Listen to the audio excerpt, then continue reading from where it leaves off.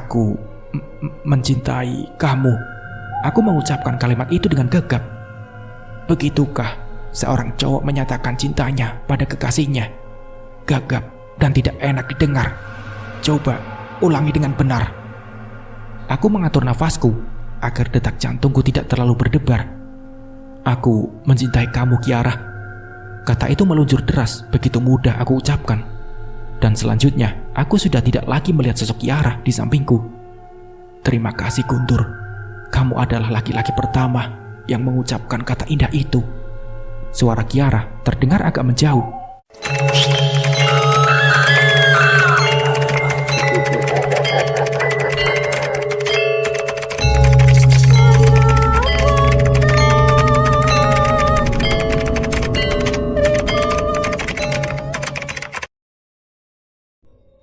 Aneh memang. Setelah aku mengatakan bahwa aku mencintai dia dengan lancar, rasanya seluruh beban hidupku terlepas begitu saja. Jiwaku seakan kembali, seperti belum melihat sosok hantu itu, dan mataku pun mulai sayu. Aku tertidur pulas hingga pagi. Aku melihat Herman dan Wilda sudah bangun terlebih dahulu. "Kenapa kamu tidur di kursi?" tanya Herman. "Tidur sama kamu sama saja aku tidur dengan kebo. Ngorok gak kira-kira?" ucapku. "Sudah, sana kamu mandi, terus sarapan bareng." Herman memintaku untuk mandi. "Enggak deh, ntar aku mandi di rumah saja," balasku sambil menuju toilet untuk cuci muka. Ketika aku membuka pintu rumahku, aku mencium aroma masakan. Aku berusaha mengendus-endus dari mana aroma itu berasal. Mungkin tetangga sebelah kiri atau kanan. Tapi tidak, aku tidak menciumnya dari rumah tetangga. Dan saat aku masuk, kulihat di atas meja plastik sudah ada mangkuk serta piring yang berisikan lauk pauk. Aku benar-benar heran siapa yang mengirimi masakan ini, sementara pintu pun masih tetap dalam keadaan terkunci. Terdengar suara langkah kaki menuruni anak tangga. Dan Kiara, apakah aku tidak salah lihat? Benarkah dia sudah menjadi manusia sehingga bisa menampakkan wujudnya pada pagi hari? "Bagaimana dengan penampilanku?" tanya Kiara, memperlihatkan pakaian yang ia kenakan. Aku tidak langsung menjawabnya. Antara percaya dan tidak, aku memperhatikan sosoknya dari ujung kepala hingga kaki, dan semuanya normal. "Kenapa kamu ngeliatin aku terus? Apa ada yang aneh?" tanya Kiara. "Iya, aku merasa aneh. Kok kamu bisa aku lihat pada pagi hari? Dan aneh melihat masakan yang ada di sana," kataku menunjuk piring serta mangkuk di atas meja kecil. "Bukankah kamu mencintai aku, Guntur? Itulah sebuah kata azimat yang bisa membuatku ada kapanpun yang aku mau. Dunia gelap tidak lagi membelenggu dan mengikatku pada waktu, dan kamu bisa menyentuhku, Guntur. Nah, kamu belum mandi kan? Mandilah, kemudian sarapan dan berangkat kerja." Kiara memberikan handuk padaku. Kemudian dia kembali naik ke lantai atas. Ternyata sikap dan gerak-geriknya seperti manusia normal. Cara berdandan dan berpakaian pun tidak terlihat janggal atau norak. Bahkan dia bisa menyesuaikan pakaian yang pas dengan warna kulitnya yang memang bening. Hanya satu yang sempat lolos dari perhatianku. Rambut Kiara tidak lagi panjang hingga menyentuh pinggangnya. Ia seperti telah memotongnya hingga sebatas bahu. Cantik semampai dan penuh perhatian. Aku takut. Iya, aku takut jatuh cinta pada cewek yang sebenarnya hanyalah arwah. Sekarang aku bingung untuk memikirkan bagaimana jika Kiara harus tinggal di rumah ini terus. Aku takut nanti pasti ada orang yang menyangka kalau aku menyembunyikan seorang gadis belia. Kiara memang telah membuktikan ucapannya. Dia akan selalu ada untuk aku apabila dia sudah menjadi manusia. Pagi setiap mau berangkat kerja, dia sudah menyiapkan pakaian dan sarapan untukku. Begitu pula jika aku pulang kerja jam berapapun, dia tetap akan tersenyum manis menyambutku. Iya, Kiara, tak ubahnya seperti seorang istri. Hanya bedanya aku tidak bisa untuk tidur berdua bersamanya.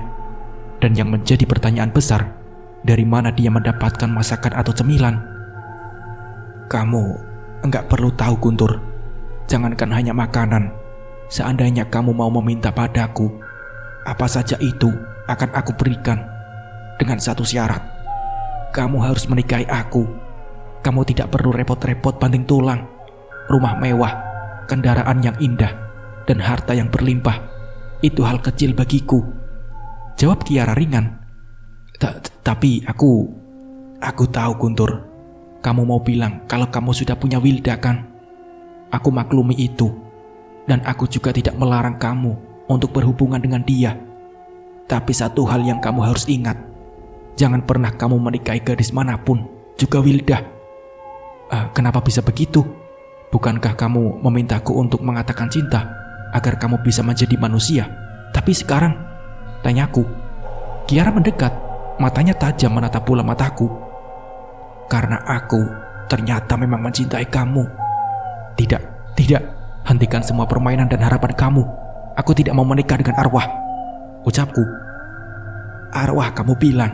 Coba kamu sentuh dan rasakan detak jantungku ini. Kiara menarik tanganku agar aku bisa menyentuh bagian belahan dadanya. Ada desiran halus di telapak tanganku dan menjalar ke seluruh jaringan pembuluh darahku. Aku merasa hangat, tidak dingin seperti saat pertama aku menyentuhnya. Berarti dia benar-benar telah menjadi manusia. Baiklah, aku percaya kamu sudah menjadi manusia. Tapi bagaimana cara kamu mempertahankan hidup kamu? Bukankah manusia butuh makan dan tidur? Tanyaku. Kiara tersenyum mendengar pertanyaanku. Itu rahasia pribadiku. Kecuali kita sudah bersatu, tentu kita akan selalu terbuka, ucap Kiara. Rasanya itu tidak mungkin. Aku dan Wilda memang tidak pacaran, tapi hati dan perasaan kami seperti satu jiwa. Aku harap kamu mau mengerti tentang hal ini. Lagi pula dunia kita sebenarnya berbeda, jawabku. Tidak Guntur, dunia kamu dan duniaku sekarang sama. Cuma satu Guntur. Dan dunia itu adalah milik kita berdua, tidak untuk yang lainnya. Sekeras apapun hati kamu, sekokoh apapun pendirian kamu, tapi aku yakin kalau kamu ada dalam kekuasaanku. Aku hanya terdiam, dan dengan lesu aku duduk di balkon. Aku teringat pesan ayahku agar aku cepat pulang bila ada sesuatu yang memang tidak bisa aku atasi.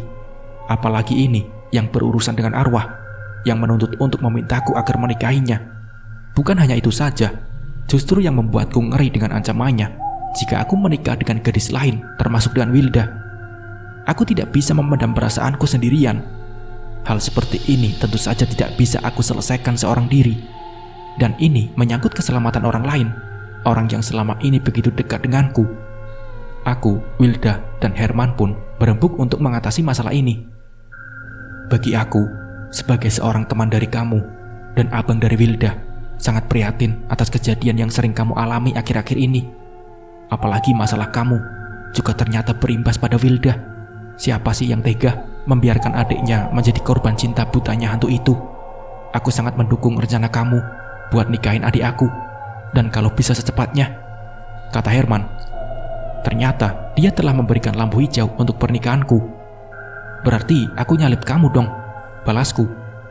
Iya, demi kebaikan dan kebahagiaan seorang adik. Apalagi aku ini cowok, tidak masalah kalau disalip, jawabnya. Jadi sekarang hantu itu sudah jadi manusia. Aku pengen ngelihat kayak apa sih tampangnya, tapi aku tidak berani juga sih. Serem kali, kata Wilda ikut nimbrung. Dia memang ada di rumah aku, tapi orang lain tidak akan bisa melihatnya. Karena aku yakin kalau dia belum menjadi manusia seutuhnya, dia masih bisa menghilang dalam sekejap, ucapku. Kamu enak ya Gun, pagi-pagi sudah ada yang nyiapin kopi dan sarapan. Pulang kerja disambut bak seorang suami oleh seorang istri. Jangan-jangan kamu juga tidur berdua sama dia, kata Wilda menyimpan rasa cemburunya. Amit-amit, aku masih punya pikiran normal dak. Aku tidak mau terjerumus terlalu jauh menjadi orang sesat. Aku bisa saja hidup kaya mendadak, syaratnya ya itu tadi, asal aku mau nikahin dia. Tapi celakanya, dia akan membuat perempuan lain yang aku nikahin akan menderita. Begitulah sifat setan yang menyesatkan hati dan pikiran manusia. Lebih baik aku tetap jadi kuli daripada hidup mewah jadi pengabdi setan, jawabku. Rencananya kamu kapan mau ke kampung nemuin orang tua kamu? Tanya Herman. Kayaknya sih lusa deh. Pas aku dapat shift malam, kan pulang jam 8. Nah aku langsung ke rumah orang tua aku. Kalau begitu aku ikut ya. Sudah lama tidak ketemu sama orang tua kamu yang baik sama aku, sambung Wilda. kamu izin saja sama abang kamu. Kalau boleh ya, ayo, jawabku. Aku pasti diizinkan, apalagi dia mau ketemu camernya. Tapi ingat, jangan cari kesempatan, saud Herman sambil pura-pura melotot pada Wilda. Ternyata kedatanganku dan Wilda membuat kedua orang tuaku cukup senang. Karena sebenarnya orang tuaku, ibu khususnya, sudah cukup mengenal sosok Wilda sejak masih anak-anak. Ibu selalu memperhatikan Wilda saat kecil, yang begitu rajin membantu orang tuanya. Ia menjajakan ketan yang ditaburi kelapa berkeliling kampung. "Bagaimana kabar orang tua kamu, Wilda?" tanya ayahku yang sedikit mengenal keluarga Wilda. "Alhamdulillah, Pak. Tapi orang tua saya sudah tidak ada di Jakarta. Sama kayak bapak dan ibunya Guntur, mereka juga tinggal di kampung, buka bengkel kecil-kecilan," balas Wilda. "Ya, sebaiknya memang kami yang sudah tua-tua ini lebih baik tinggal di kampung, menikmati sisa hidup dengan suasana yang penuh dengan kedamaian. Kota bukanlah tempat yang baik buat kami, terlalu banyak masalah." Masalah apa, Pak?" Wilda bertanya. "Biasalah tetangga, seusil dengan tetangga lainnya. Panasan jika melihat seseorang sedikit berhasil, terlalu ngurusin urusan orang lain. Kalau anak sekarang itu bilangnya nyinyir." "Sama aja, Pak, kita yang muda juga begitu, ada yang menyinggung. Contohnya saya dekat sama Guntur. Orang itu bilang ya enggak, pokoknya kalau diladenin sih enggak ada habisnya," jawab Wilda. "Jadi kapan rencana kalian mau menikah?" Pertanyaan ibuku langsung pada intinya. "Kalau saya sih terserah Guntur saja. Gimana Gun, kapan kamu mau nikahin aku?" balas Wilda. "Sebaiknya malam ini kalian tidur di sini dulu. Ayah nanti sore akan mengunjungi teman sekaligus guru yang sedikit mengerti tentang masalah seperti yang sedang kamu hadapi. Atau kamu ikut juga boleh, biar nanti kamu bisa menceritakan langsung kepada teman ayah itu. Tapi kalau kamu merasa capek, ya sudah istirahat saja," kata ayahku yang rupanya cukup serius sampai-sampai mau menemui gurunya. "Enggak lah ya, aku ngantuk," balasku. "Ya sudah, kamu temani calon mantu ayah yang cantik ini ya. Jangan sampai hilang di gondol orang."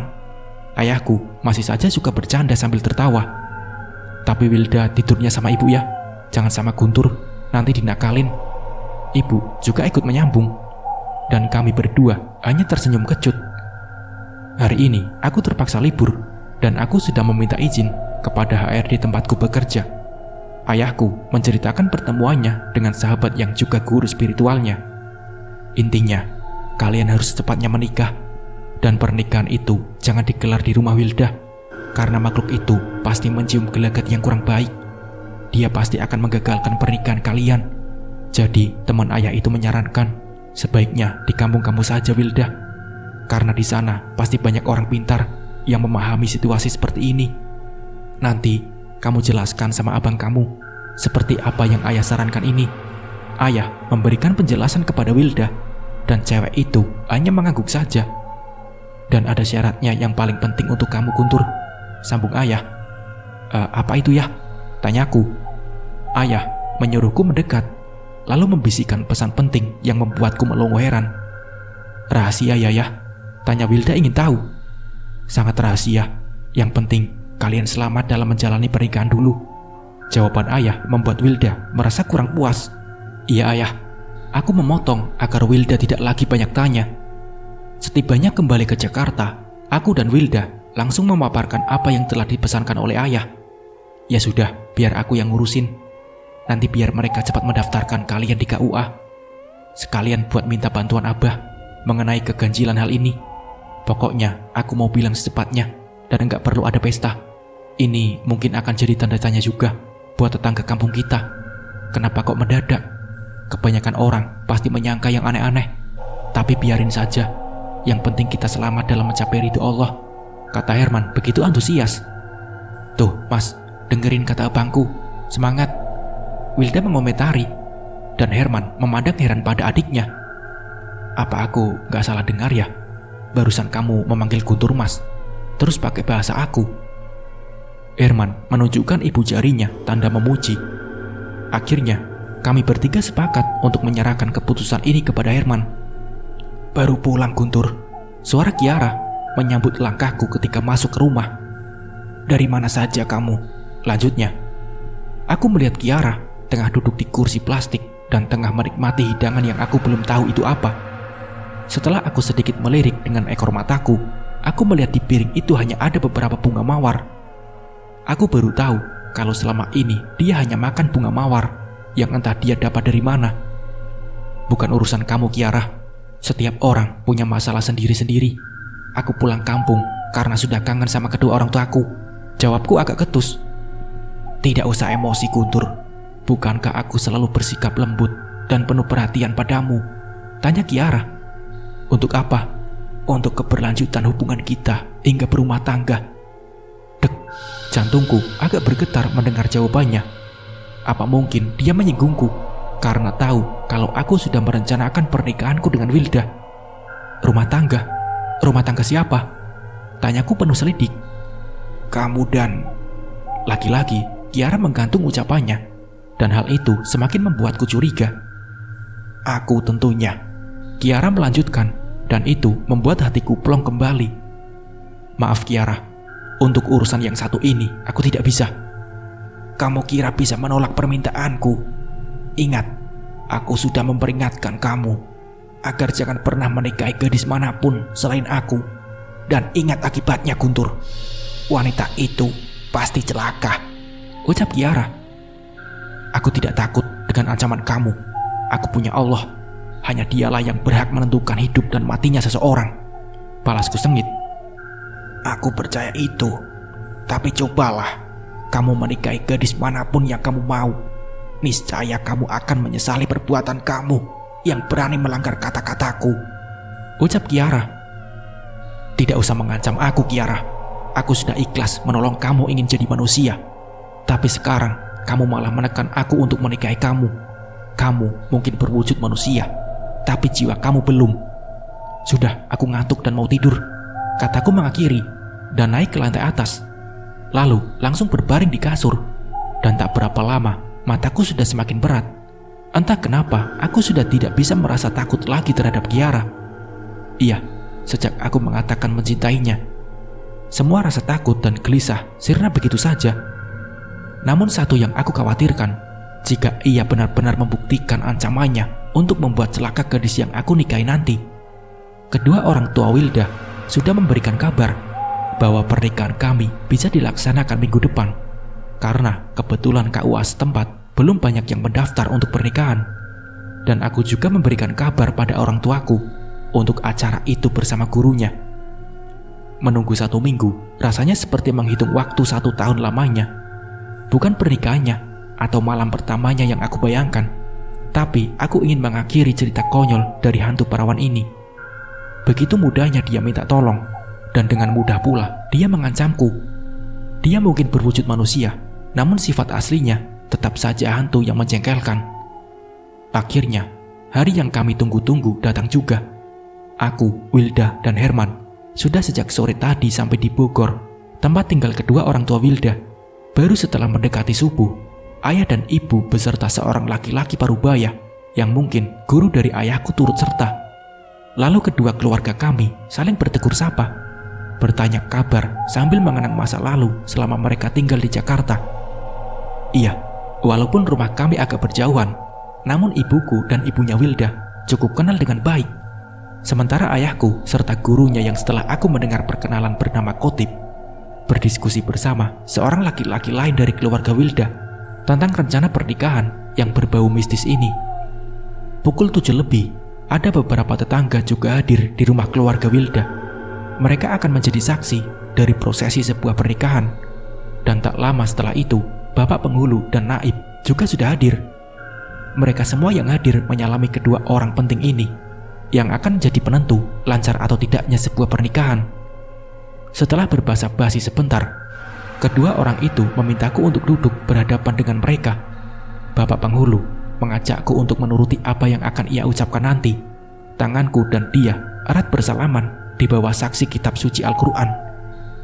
Akad nikah pun dimulai, dan pada akhir kata ada kode dari Pak Penghulu dengan jari telunjuknya menarik telunjukku. Namun baru beberapa kalimat saja yang aku ikuti, tiba-tiba dari telapak tangan yang tengah bersalaman dengan tangan Pak Penghulu mengeluarkan cairan merah. Mulanya hanya sedikit, Tapi semakin lama semakin deras cairan merah yang ternyata darah itu membasahi telapak tangan hingga lengan kemeja putihku. Seketika aku seperti terserang demam tinggi. Tubuhku menggigil hebat.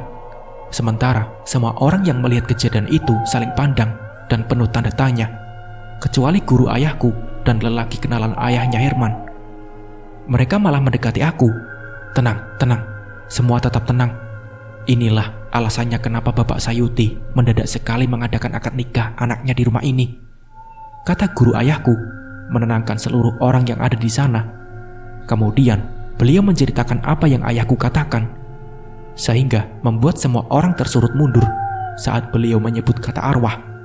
Namun guru ayahku yang bernama Pak Khotib segera menepuk lantai sebanyak 3 kali, dan hal yang sama juga dilakukan oleh lelaki tua dari keluarga Wilda. Rupanya kamu berani juga jauh-jauh datang mengusik cucu-cucu kami yang akan menjalani sunnah Rasul sesuai perintah agama. Dasar kamu makhluk yang telah dilaknat. Keluar dan tampakkan wujudmu agar semua orang tahu makhluk jelek macam apa kamu ini, teriak Pak Khotib begitu lantang seakan memecahkan gendang telingaku. Rupanya kamu mau menipu aku, Guntur. Kamu lari dan bersembunyi, kemudian menikah di kampung ini. Tapi aku dapat melihat jejak kamu dengan jelas, Guntur. Aku tidak akan mencelakai kamu karena aku mencintai kamu. Tapi dia... Bersamaan dengan itu pula sosok Kiara tiba-tiba sudah berdiri di ambang pintu. Ia mengenakan gaun merah serta berambut panjang yang ia biarkan terurai, dan tangannya menunjuk ke arah Wilda. Jangan coba-coba kamu mengganggu cucu-cucu kami, atau kamu akan menyesal, hai hantu tak punya malu. Cucuku sudah berbaik hati menolong kamu menjadi manusia, tapi sebagai tanda terima kasihmu, kamu malah ingin mencelakai orang lain. Sekarang pilih, kamu pergi secara baik-baik dan tidak lagi mengganggu mereka, atau kami akan melenyapkan wujud kamu selamanya. Kamu akan jadi udara kosong yang hanya bisa menangis menyesali takdirmu menjadi arwah penasaran. Sekali lagi, kamu bisa melanjutkan hidupmu tanpa wujud apapun. Kami tidak main-main, ucap Pak Khotib sudah merapal ilmu andalannya. Begitu juga dengan laki-laki tua di sampingnya. Dia mulai menghitung biji-biji tasbihnya. Jangan lakukan itu. Cukup, aku tidak kuat. Ampun, aku pergi. Jangan kalian musnahkan aku. Terdengar ratapan minta ampun dari Kiara. Dia menatapku sejenak, lalu menghilang begitu saja. Pak Khotib menyarankan agar aku cepat membasuh darah di telapak tanganku dan mengganti kemeja, karena aku harus mengulangi janji akad nikah. Dan alhamdulillah, untuk yang kali ini tidak ada lagi halangan apapun. Sampai Pak Penghulu menanyakan sah atau tidak, maka jawaban dari semua yang menyaksikan mengatakan sah. Malam pertama kami lewati dengan penuh kebahagiaan. Ternyata baik aku maupun Wilda sama-sama polos dalam melakukan hubungan intim suami istri. Aku berdebar-debar melihat tubuh telanjang Wilda yang selama ini belum pernah aku melihatnya. Wilda juga dengan malu-malu menyambut setiap gerakanku yang masih kaku. Sampai akhirnya kami dapat melakukannya dengan baik. Namun aku harus melakukan sesuatu. Aku harus kembali ke Jakarta karena izin cutiku dari tempat kerjaku hanya untuk 3 hari saja. Sebelum aku kembali, ayahku memberikan sedikit uang untuk berjaga-jaga jika ada keperluan yang mendadak. Dan beliau juga berkata agar aku jangan sampai melupakan pesan terpenting dari Pak Khotib. Pagi itu, aku dan Wilda mengunjungi makam Kiara. Seperti pesan Pak Khotib, aku harus berdoa. Setelah itu, menyiramkan sebotol air yang telah berisikan doa darinya. Banyak tetangga yang heran kenapa aku tinggal di rumah Wilda.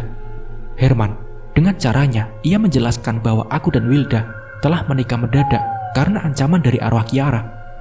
Mereka semua terdiam karena mereka tak pernah tahu apa yang terjadi di rumah itu. Warga ingin tahu perihal hantu yang berubah jadi manusia, seperti yang aku katakan. Mereka mendatangi rumahku, namun tak melihat Kiara ada di sana. Mereka hanya melihat sebuah piring dengan sisa-sisa bunga mawar bekas makan Kiara. Baik Pak Khotib maupun ayahku menyarankan agar aku tinggal sementara di rumah Wilda dan kakaknya. Mereka mengatakan rumahku dibiarkan kosong dulu selama 7 hari untuk menetralisir keadaan. Namun kiranya Kiara masih belum bisa menerima kenyataan. Dia datang pada saat aku dan Wilda selesai melaksanakan sholat malam. Sosok Kiara terlihat seperti pertama kali aku melihatnya. Sosok hantu bergaun merah dengan rambutnya yang terurai panjang. Aku pura-pura tidak melihatnya dan masuk kamar untuk mengambil sesuatu. Tolong, tolong, tolong. Tiba-tiba aku mendengar suara teriakan minta tolong dari Wilda. Cepat aku keluar, ingin tahu ada apa yang terjadi. Mas, tolong aku, jerit Wilda ketakutan. Tubuh istriku itu melayang di udara dan hampir menyentuh langit-langit kamar. Berhenti Kiara, berhenti, lepaskan istriku. Bukankah kamu sudah tenang kembali ke alam kamu? Atau aku akan memanggil orang tuaku untuk menghancurkan kamu? Kataku memohon, tapi dengan mengancamnya. Kamu telah menyakiti perasaanku, Guntur. Aku sudah bahagia bisa menjadi manusia. Tapi kamu malah menikah dengan gadis malang ini. Kata-kata Kiara semakin membuatku khawatir. Iya, aku takut bagaimana jika hantu itu mengempaskan tubuh Wilda. Dan kamu tidak usah mengancamku, Guntur. Sebab tidak mungkin orang tua kamu bisa datang saat ini juga. Sementara perempuan ini sudah ada dalam kekuasaanku. Kiara melanjutkan aksinya dengan membuat tubuh Wilda melayang dengan posisi terbalik. Baiklah, aku akan menuruti apa mau kamu. Tapi tolong, jangan sakiti istriku. Dan perlahan, tubuh Wilda turun hingga menyentuh lantai. Wilda berusaha berlari ke arahku. Namun dengan cepat, tangan Kiara menarik rambut Wilda. Dalam kesempatan yang hanya beberapa detik saja, aku segera mendekati mereka dengan sesuatu dalam genggamannya. Lepaskan dia. Aku menghardiknya. Tangan kananku langsung menampar wajahnya dengan benda keramat yang sedikit aku gosokkan ke wajahnya. Dan tanpa terduga sedikit pun, Kiara menjerit setinggi langit sambil menutup wajahnya dengan kedua telapak tangannya. Aku melihat kejadian ganjil yang luar biasa. Perlahan-lahan tubuh Kiara menyusut dan mengering, sehingga saat ia melepaskan tangannya yang menutupi wajahnya, terlihat begitu mengerikan.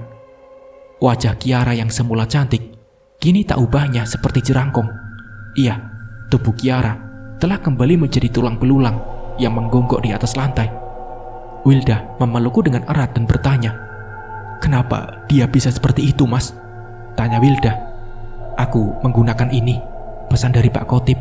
Aku juga tidak menyangka akan begini akhirnya," jawabku sambil memperlihatkan sesuatu. "Itu celana dalam aku.